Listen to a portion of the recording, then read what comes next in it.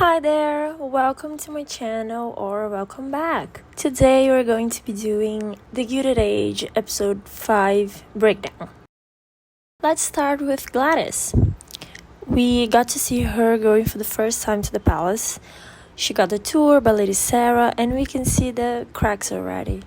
Even though the Duke tries to defend Gladys, it's a foreign word for her, with costumes and jokes that she simply does not get. And honestly, those siblings are giving me very much Christmas Peak vibes, because what reason would Sarah have to be so rude and annoying? In front of company even. Gladys is basically holding the cards, being the person who pays for everything, and she's being treated like a third-class citizen.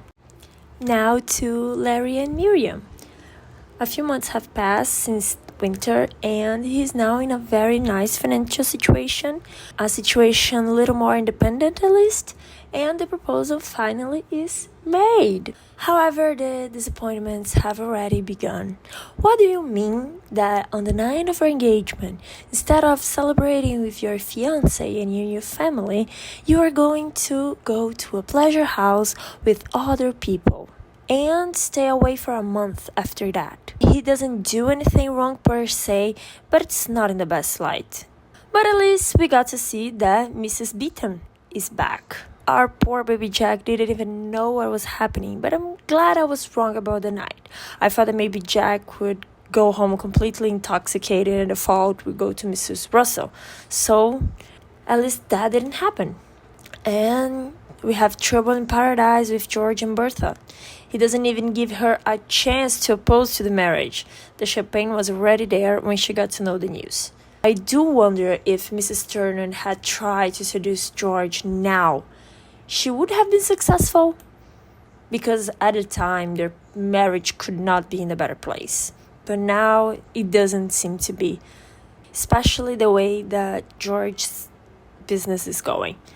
In my opinion, he acted very abruptly by firing Mr. Clay.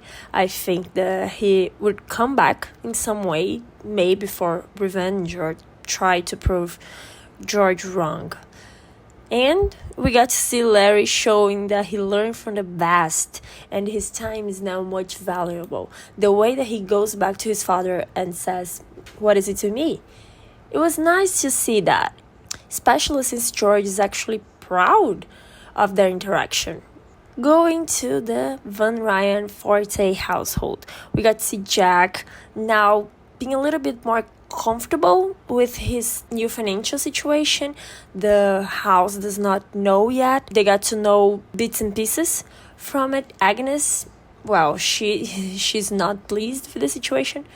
And she's not doing well with so many changes in her life, especially with the fact that it seems that every person around her seems to be increasing in society and she's going down by some standards. Every single person around her, especially her footman. So it's not going to be easy for her in the next few episodes. And Ada goes back to have a glimpse of contact with Luke. And that was something that really happened at the time. With the New World cell that anything is possible. That type of situation it was not unlikely, especially to take advantage of people. But going back to Peggy, why? Just why? I can't understand it. We got to see a very lovely picture of her and Mr. Kirkland. They go to a baseball game. It's the beginnings of the Black League of baseball in New York City. But we have Mr. Fortune again to simply cause trouble. And Miriam was absolutely right to raise the concern. Somebody should chaperone Peg. I really don't like this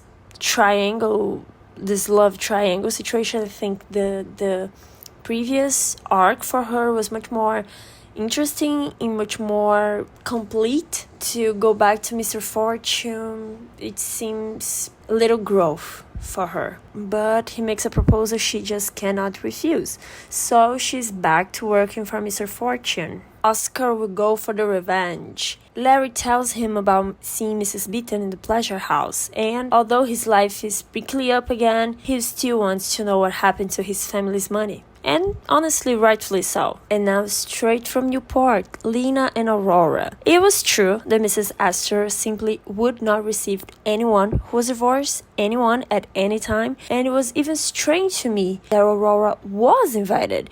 Many women stay in terrible or even abused marriages because of the social pressure to stay, like Lena Astor herself. Of course, that changed with Alva Vanderbilt in the 1890s, but it was not common. We have a great conversation of Mammy and Lena about the divorce of her daughter, and that she would need to pick a side, basically, and only Mammy had the social standing to basically put Lena in her place, and to say, don't throw stones if your house is made of glass.